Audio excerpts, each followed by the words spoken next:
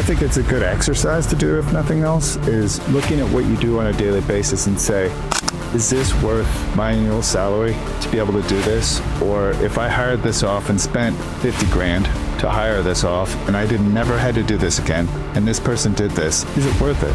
And if it is, it's probably worth it. Hey, it's Brad here. And before we get into the show, I want to tell you about today's sponsor, Next Insurance. You know, a lot of us contractors spend so much time keeping the jobs moving that we push off the boring stuff to the back burner, and insurance is usually at the top of that list until the day you really wish you had it. A customer slips on a job site, a tool breaks right in the middle of critical work, a supplier screws up again and leaves you holding the bill. You can lose thousands overnight. And most folks only realize they need insurance when something's already gone sideways. That's why I really like what Next Insurance is doing. They've made business insurance ridiculously simple. You just answer a few questions online, and Next tells you exactly what coverage your business needs, and you're insured in minutes. No sitting on hold, no paperwork, no call us back later nonsense. Next is built for builders, contractors, tradespeople, or anyone running their own shop. And here's the kicker.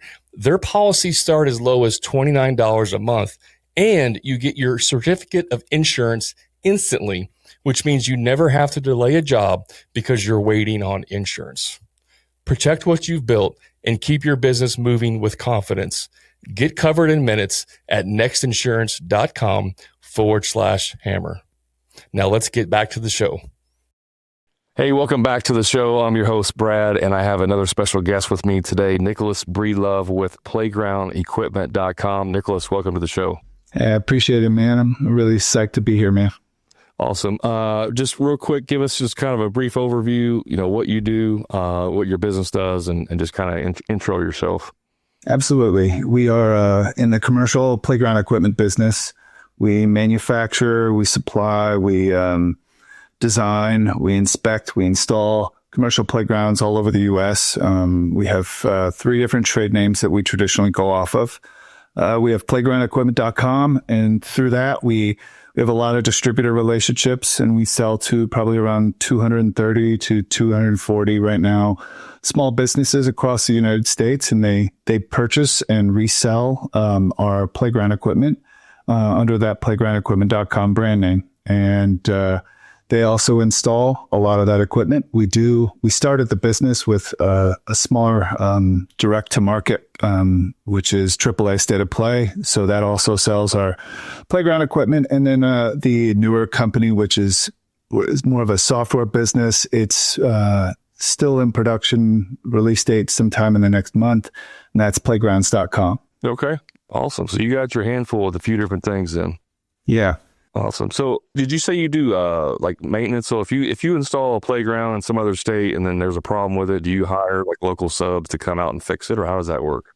Yeah, I mean, in this business, it's, the average ticket price for us is probably around $8,000, but it's interesting, I'd say a lot of that is well into the 20s, and people are buying a nice used car price product, right? It's a high end price there. And a lot of people look at it as a one and done situation, gets them in a lot of trouble. So they buy it. They think, okay, it's built for the outdoors, and it is, but you put 100 kids on it every day for a year. And this stuff's going to happen no matter what, no matter how well it's maintained. I mean, your car is designed for a lot of things too. You got to take it in once a month, maybe more, depending. But, so yeah, I mean, as far as contracting out, we've got people, we've got a network. When I first started, I was doing a lot of the installations myself. I would have a computer in one arm, and I would have an auger in the other, and I would try and figure out SEO work in the morning. And then, by the time we were ready to dig holes, I'd be out there plumbing posts and figuring out how to put this stuff together. But fortunately, a kid with no construction background can figure it out. But we've got a good network of people, but we're always looking for more guys and girls to help us install this stuff out there. Yeah, I mean, if the people are listening looking for opportunities, that will definitely put your information in the show notes. They can reach out. The reason I was asking you though about the maintenance is because way back in the day, I used to do some handyman stuff. and I had to go fix a playground equipment one time at a YMCA. Oh, yeah? It may have been your company subbing it out. I don't know. I don't remember who it was. I hope we paid you. But no, I'm kidding. We always pay our bills. Yeah, I mean, we tend to not do so much of that sub out just because for us, we like to make sure that our people that we use, if they're not in house, that they're well trained on our equipment.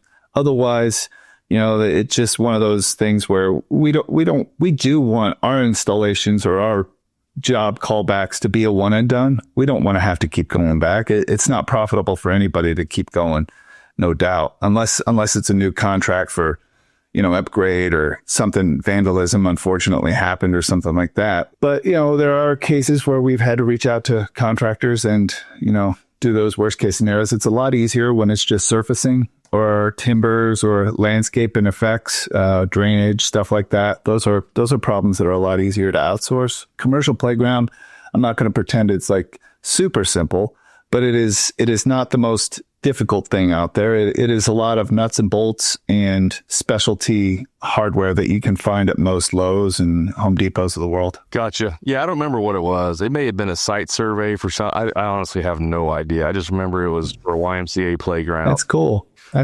They called us and said, hey, can you go out there and do it? And I don't remember what it was. That was like probably 7, 8, 10 years ago. Who knows? Hey, never know. But I've installed plenty of wooden play sets in my lifetime. And the ones at Sam's that they had are the worst ones out there. They are not great. There's like 2,000 different bolts and screws, and there's like 2.5, 2-inch, 2 3/4. It's like 18 different sizes of one type of screw. And you put the wrong lengths in, and then you need it 15 steps later. Man, that's a terror. Those are a nightmare. I hope I never have to put any of those together again. But a lot of those playgrounds are made in the same factory, the wooden ones, whether they're from Sam's or Costco or your local guy selling wooden nowadays. Even some of the big brands started making it out there in Taiwan, China. And, once they started doing that, the Chinese fir is what they use a lot for that lumber. And it's so thin. It feels like you could lay fingerprints on it. Yeah. Like, super soft. Super soft. Yeah, it definitely feels too soft for a playground. All right. Good stuff. Well, the nostalgia lane there for a minute, bringing back some memories. How did you get into playgrounds? How did you even find yourself there? Oh, man. I went to school for horticulture out in Colorado, and I thought I'd get into a couple of my family have a nursery here in Indianapolis, and I thought maybe I'd get into that business. And I started going to school, and I was like, I didn't want to do this. But, my dad was selling shirts, so he's in the apparel business. They were, working for Block and Izod and Van Heusen and all those. Now they're more like golf adjacent brands, but back then they were selling to farm stores and farm and fleets of the world. They did a lot of business with those, and a lot of those big stores just started buying direct from those factories. And somehow or another, I don't know why, but a lot of those guys started selling playground equipment. One did, and then it was like a domino effect. And there was all these really, really good salesmen. They were really good talking to people. They were great door to door. They were great just cold calling. They do anything. And it's kind of dead to a point nowadays to a lot of people. That's why if you have those real inherent sales skills, man, you can really take off in a lot of industries still. So one guy went in there, and my dad was like interested, so he dipped his toes a little bit into it. And then I had come back out of college, and I was like, all right, maybe I'll try this. And it was built for something completely different. It was a weird model. It was a lot of selling over the phone. It taught me a lot of skills early on that I didn't want to learn. And it was just one more thing I didn't want to do. But I knew there was a big opportunity because it was around 2007, 2008. Or no, heck, we've been in business for 20 years now. So it would have been around the recession. So it was 2006. And there was only one other playground company selling online, and they were out of Indiana too. And I was like, all right, so let's do this. I knew I didn't want to sell it how everybody else was doing it. I knew online was a possibility. We got in there. I built a website myself, and the other company went out of business. They bought too many houses, too many boats, and they left everybody with a lot of debt. And that just became in my immediate escalation. Phone calls tripled overnight. And, we were able to double and triple revenue for a lot of years up until, the point I think around 28, 29 million, in revenue a year. And we might have hit a little bit of a plateau for a minute, but there were some other adjacent factors in there. Like, I was growing too much for my own. I wasn't growing as a leader the way I needed to back then to keep up with the scale we were building. So it got me in a lot of trouble at times. As those business stories go. So when you started out though, did you just do local, like within, an hour, or was you selling stuff all over the US? So the way it used to be when we first started was we would drive around a truck, bought an F250. We had a 53-foot trailer. It looks like a carnival's coming to town. And if you're ever in Falkville, Alabama, it's right across the border, down there near that, there's on 65 South, there's a rest stop, and it's where they built that spaceship, one of the first spaceships that went out in orbit. That's kind of what put them on the map. Anyways, there's a bunch of playground companies right there in that town, and they all do this stuff where they go a lot of high credit areas, and they will sell playground equipment off the back of a truck. And that is the first business. It was phone call sales, right off the truck into somebody's playground. Very challenging, especially during that time of the recession. Gas prices, of course, diesel went from like 99 cents to $5. And, all of a sudden it was like, what am I doing here? How am I going to make this work? And, so that was the first business. We would drive for hundreds of miles just to pick up a phone book and start all over. So you just stocked a trailer full of stuff and you went and sold it. I mean, you sold it and installed it right then? Back then, yeah. Wow. Okay. Like door-to-door playground selling. Yes. Almost. It's as bad as it sounds. Hey, it works. It worked, and it still does work. Actually, we've got a couple of distributors down in that area that are still selling that stuff, and it gets them into a lot of doors. It's one of those skills. It's not the complete skill set, but it is definitely a skill to be able to walk in and talk to somebody and be able to sell them to their face on something they didn't know they wanted and they didn't know they needed. It's a skill. Yeah, definitely doing door-to-door sales and stuff. Even commercial or residential, that's definitely a skill set. All right, so you started doing the kind of door-to-door type thing locally, and then you just did. I'm assuming you did a bunch more, started doing more sales, and then you eventually switched the model to like sell direct and go and install it. Yeah, so I switched that up probably within maybe 2 or 3 months. I was just phone book after phone book after phone book. I was like looking for people. I was looking for SDRs to make calls. I was doing anything I could to get out of that because there just wasn't enough. It was limited by myself, basically. My dad he's a great in-person salesperson. He didn't love to make the phone calls. So I was immediately looking for other places. And the internet was, really new for that business, and nobody was wanting to sell it. And everybody thought it was crazy to be able to sell it. Like how can you sell a $50,000 or $100 or $500 or even a $500 playground online? Nobody's going to buy that. And it on my first website, it was a little bit of what I was living at the time. It was, I think it was 19th State of Play was the name of it. 19th State being Indiana was the 19th state in the Union. I love history. But I was immediately like, well, I can't do that. That's, that's going to limit me to Indiana people. I don't want people in Ohio to hate an Indiana business. No. You got to have something more general. State of Play at the time was a movie coming out with Brad Pitt. It was a popular book, I think, and stateofplay.com was owned by a photographer in the UK. So we went with AAA State of Play. Had a nice ring to it and took off. I was getting calls immediately. One of the first calls I got was a lady in San Francisco. She wanted a geodome climber from some manufacturer out in Missouri. So we immediately started drop shipping from about 20 different factories overnight. But within a month or two, that other distributor I said that went out of business, he started burning everybody, and everybody changed their credit terms really quick.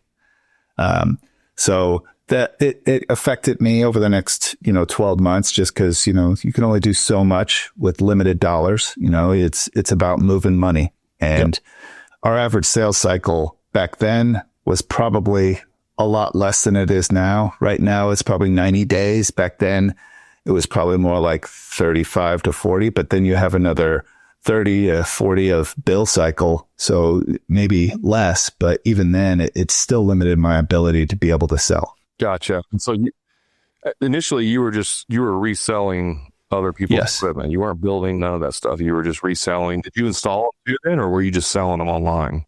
So, initially we were doing the door to door, we were installing, and then we were doing online. And within, I'd say immediately we were out on the road. We'd sell a structure in Minnesota and we'd schedule the install and we'd go do it. And I'd go out there with one or two guys and we'd drive to Minnesota, and a day later we'd drive to Phoenix, and a day later we'd drive to Florida, and a day later we'd drive to wherever, and hundreds of thousands of miles later that year, I did that for maybe 2 years. That was about 2 years of my life. And I could not keep that lifestyle up. That's a lot of travel, and nowadays, with the amount of jobs there are, our installers aren't traveling quite that bad, but some of them still do. But they like it. For myself, I don't love the road life that much. I like regional home life. Yeah. Yeah. You couldn't pay me enough to do that, to live on the road. Okay. All right. So I wanted to kind of get a background building this up. You were building your company as this is going on over the years. You're getting, had the website, you started selling online, you're doing, installs as well. And then at some point you really kind of scaled it up, right? Yeah. So we started out in an extra bedroom in my parents' house in regards to the website stuff. Immediately hired one of my uncles. He had lost his job right before the recession because they saw it coming and they fired all of their advertising crew. So he actually just retired from us last year. He'd been with us for 19 years. So very unusual. He and I both thought it would be probably a 6 to 8 week ordeal. And he was there from, bedroom. He would wake me up in the morning, sit me down and talk about the orders of the day. Terrible times in my life, but I remember there was so much fun back then, And then we built out an office downstairs, and that was also its own interesting dialogue, hiring people off of Craigslist and everything else back then, and they would come to a house to interview in a basement. Sounded like a scene out of Criminal Minds, And a few of those people are still at the business, 16, 17 years later. And they still tell that story of, their friend sitting in the car waiting because they were interviewing at a playground company in a basement. Come in and save them real quick. I know. So, we've got a lot of stories like that. And then we bought some property in Greenfield, built a warehouse, kept scaling, just scaling. I'd had a couple of meetings with some overseas manufacturers, and I knew there was a lot of opportunity to be my own brand. All these brands we had done business with, they're all okay, but they're all crap in their own way. They all don't do that. They're all owned by, at this point, they're all owned by 3 or 4 companies. And the amount of care that they gave back then was even less than they do now. So it was one of those things where I knew I only needed about an inch and I would be better than them. So that wasn't a high bar. Now I need to do more than an inch. But, it wasn't a high bar until you realize how much goes into it. Hey, just a quick time out from the show. If you're a frustrated contractor who's dealing with low profit margins, stuck working on the tools every day, or doing free estimates for people who are never going to hire you in the first place, I invite you to my private contractor community, the Profit Club, where contractors just like you are adding 2 to 3 times more profit each year without producing any more jobs, and finally getting completely off the tools to never do another free estimate again. So if you're ready to increase your profits, stop doing free estimates, and get off the tools, then all you have to do is click the link in the show notes to learn more about the Profit Club and see how it can easily 2 to 3 times the cash in your pocket, give you a proven sales process that will convert more jobs with ease and get you off the tools once and for all. And the best part is you can do all of this without having to produce more jobs than you currently are. Click the link to learn more. Now let's get back to the show. And then you're like, well, shoot, there is a lot more that goes into all this. You got ERPs and people, and you start scaling over 50 people. All of a sudden, it's a headache. We would cook lunch for every single employee until we probably hit 55, 60 people. I hired a chef, a Greek chef, to come in and cook potatoes and chicken every day. And then we'd have, something different on Fridays. But yeah, I mean, we kept growing. And during that time, we probably hit a little bit of a wall there for a minute. We had a little bit of a betrayal. It was during that first warehouse, we had scaled a lot. We had, grown, and I had given a lot of, at the time I overvalued character signals for, controls. And I would I didn't have the checks and balances that I needed as an organization. I had probably 15 to 16 direct reports, which anybody would tell you that's insane. And it's because I was a control freak, and I didn't think that I could trust certain people. I could trust other people. Got me into a lot of trouble. And I had this one incident. We were somewhere around 20, somewhere around there in revenue. And I had a entire business unit. So we had a couple of different business units back then. I had a business unit. He was creating distributors out of his pocket, that were actually him or his family. And then he was, using those to funnel leads to resell and then get commissions on them from the company and then profit from his distributorships. So he was taking leads away from distributors, pushing them over into his company. And he did all of this under a variety of guises. He recorded thousands of hours of phone calls with every department of the company. So he would talk to maybe accounting, and he would say something like, hey, I got to push this distributor through, and it would be a real one, because if they don't, we're going to lose this order. And they'd say, well, okay, wouldn't Nick want to do it? Yeah, of course I would want to do it. I don't want to lose an order. Yeah. And then a week later, he would do that for one of his companies. So he had, the claim in his head, and, during all these proceedings for the next 3 years after he was caught, until we finally, settled all of it, that, he was like building a statement of defense the entire time with anybody. Anybody he was talking to was a statement like, oh, well, we gave him these parts for free, so I'm going to do it here. And, he had multiple people, unfortunately, within the organization kind of in on this.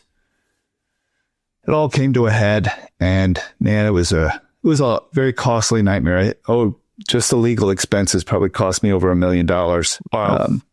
It was just, I'd never had to keep on file or record recordings. I had no idea I was being recorded, right? And all of my other staff was being recorded.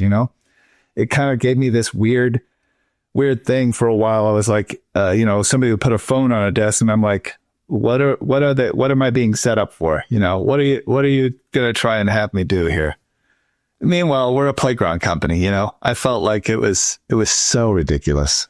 So, okay. So you said he set up his own distributor. I mean, was he drop shipping from the same people that you were buying from, or how was he selling? Well, so we were a manufacturer at this point. Okay. So he was creating, so it would be as though he created a distributorship out of his wife's name, for example, or his brother's name, but he didn't even use his brother's name. He used John Doe. Yeah. And then he was actually the business owner of that unit in, let's say, another state, Pennsylvania. Right. So then instead of giving those leads to the distributor in Pennsylvania, which that's what we do, we give all of our leads out to distributors, he would take all those for himself, resell that product, make the commission internally at MVB, and then also he would make the end profit at that other company. Yeah. And his argument there was then that since finance allowed him to do it for this distributor over here. Why not over here? Yeah. Very, very schemy.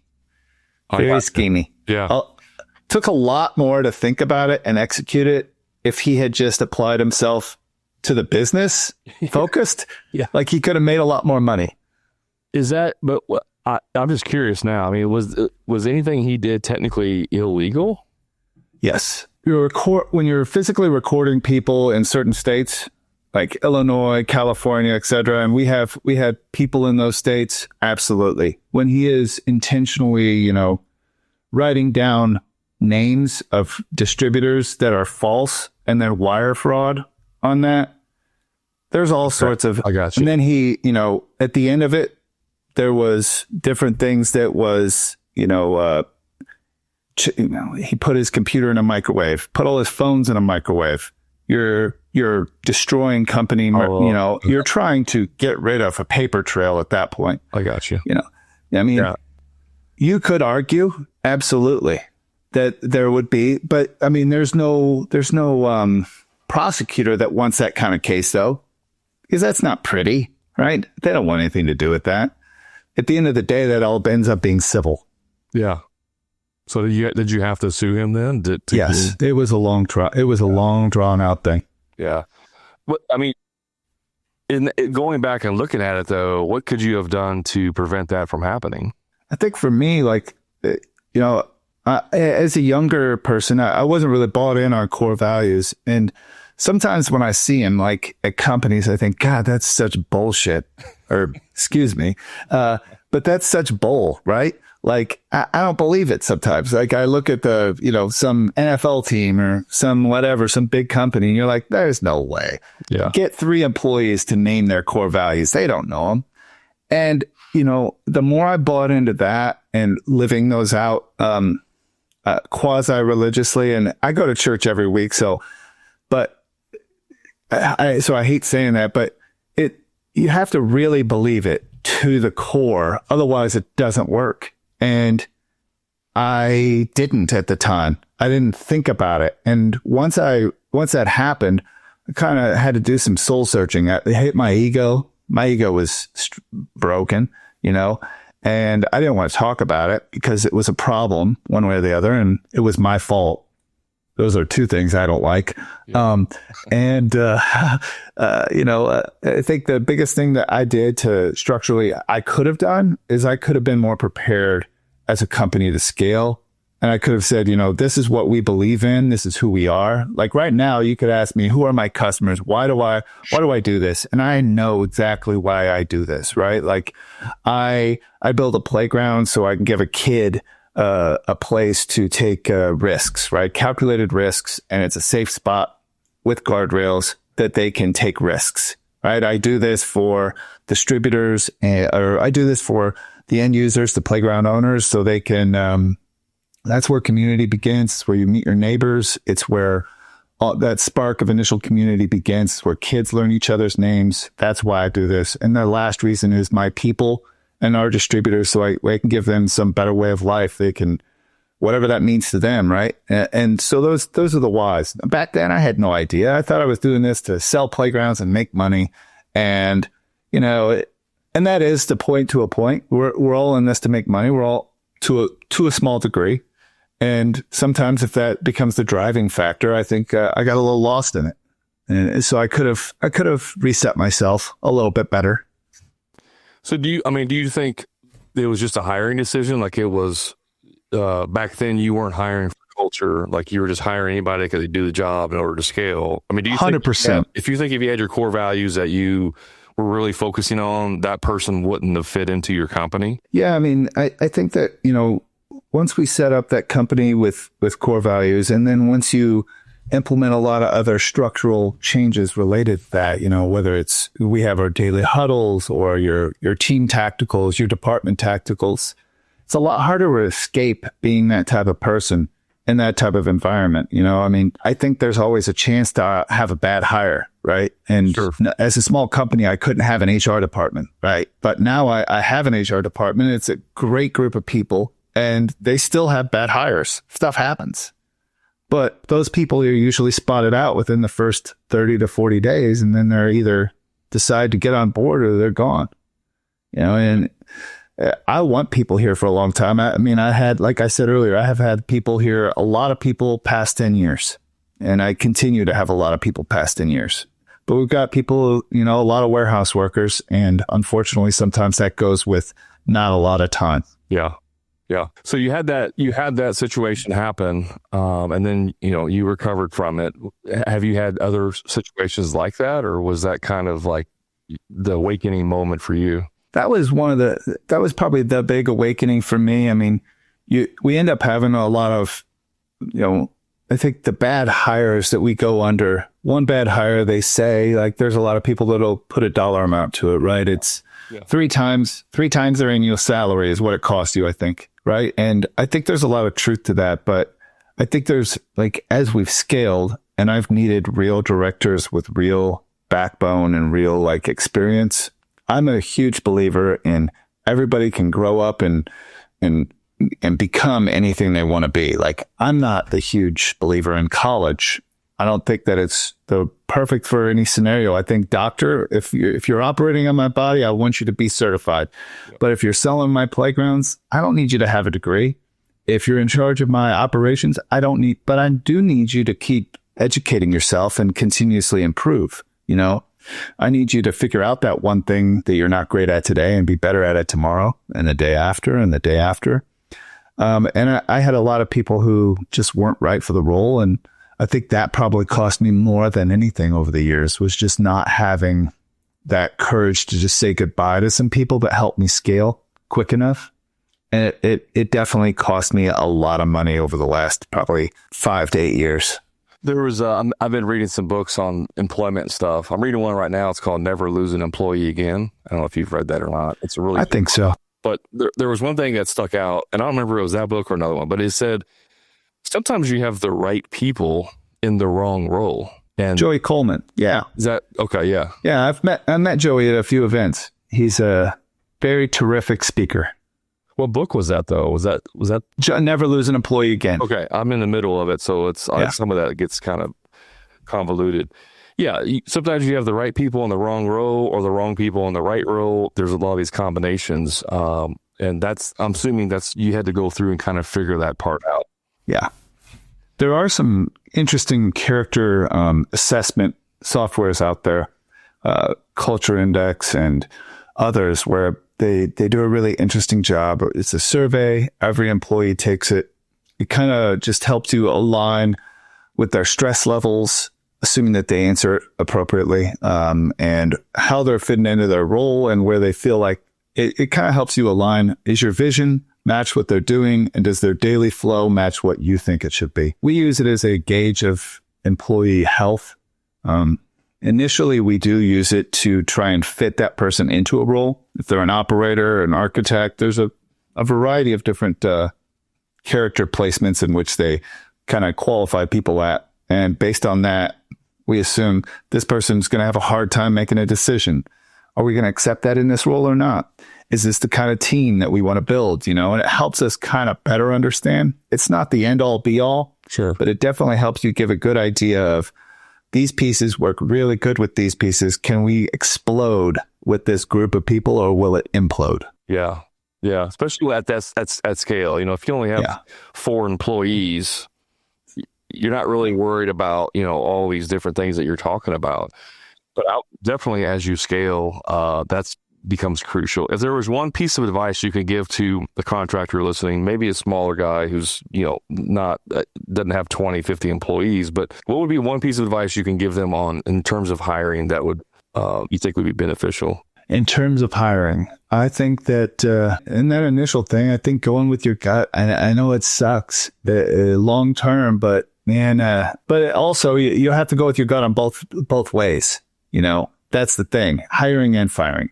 And if you're not willing to do that, then, you need to try and find somebody else to do both, because you've got to be able to fire. Yeah. And that's where a lot of guys get in trouble. And that's where I got in trouble in the beginning was you hire your friends, your family, people closest to you. And it's hard to fire those people because that ruins Christmas. I wasn't invited to Christmas for like 7 years. So, Yeah. I mean, but that's just a choice I made, but they were bad employees. I couldn't have them around anymore. Now, did they want to take responsibility? No. But my responsibility is to the others and myself, not just to them. So I think that's my biggest thing is, before you hire anybody, think over it again. There's somebody else out there with that skill set that can do it.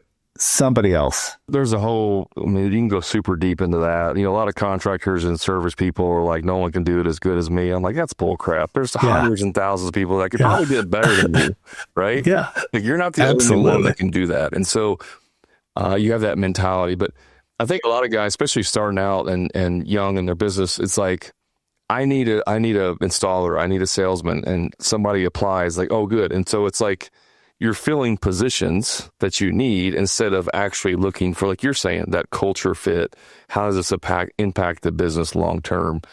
And so the gut feeling, sometimes you have a gut feeling about, man, maybe this person may not work out, but I need to fill this installation position, and they're willing to fill it. Like, I'll just look past that gut to fill that position. Yeah. One way that I looked at it earlier on was, so Dan Martell, he's an author. He wrote, I think it's Buying Back Your Time. Buy back your time. And, yeah.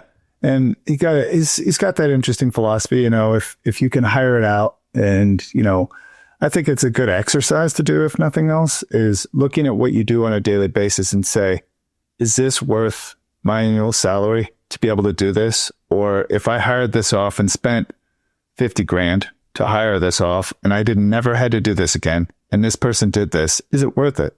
And if it is, it's probably worth it, because you can probably build out an entire job around that. And if that's the case, how much can you do before, and does it need to be perfect? Because if it needs to be perfect, well, it's not worth $50,000. Right. And you shouldn't be doing it anyways. You should really be thinking about, why are you doing this, and why does it have to be you? Why can't anybody else do this? And it took me a long time to say, okay, I don't have to do this. I'm going to let go a little bit. I'm just going to ease up. It doesn't have to be perfect. I'm a big believer in progress over process, or, over perfection. I don't know if you listen to Greg Groeschel or not, but he's got the Gitmo. Have you ever heard that term? No, I have not. Greg Groeschel, he's a pastor. He's a well-known pastor. Anyways, he's got a term. It's called Gitmo. It's good enough to move on, right? Is it good enough to move on? We're past the point of diminishing returns. We don't need to spend another hour, day, whatever, week trying to make it perfect. So I use that term a lot of times if I get stuck in this. No, it's got to be perfect. It's like, hold up, this doesn't have to be that good. Let's move on. I like that. That's good. Good stuff. Well, Nicholas, we're getting short on time. I always like to ask all my guests, what's a book that you're reading or one that you would recommend? Book I recommend. I'm reading 2 books right now. One is a torrential, way too long. It's the biography of Walt Disney. I don't know. Okay. It's a long one. It's the other one is Software as a Science. It's got, I think, 4 co-authors. So we're doing that new software book, and that's just helping me more kind of understand the subscriptions and stuff like that. One of the authors is Dan Martell. It's kind of why I thought of him recently, just because he was on my mind from that. But yeah. That's what I was going to ask you. I thought Dan Martell was part of that book, Software as a Science. That's good. Awesome. Well, Nicholas, what's if somebody wanted to reach out, if they want to, maybe get on your distribution list, or if you do installs, or like, how would someone reach out to learn more about your business and if they could work with you?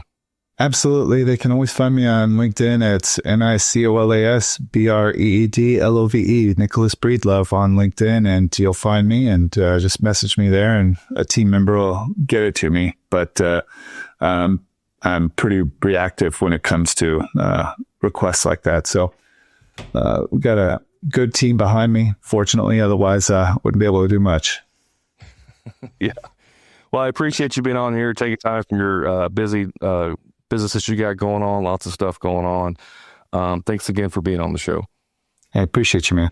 All right. Well, guys, that's the end of the show. Thanks for hanging out with us. You know where to find us on the social media. We'll put Nicholas's information in the show notes as well if you want to reach out to him. And appreciate you hanging out with us. Remember, until next time, profit's not a dirty word.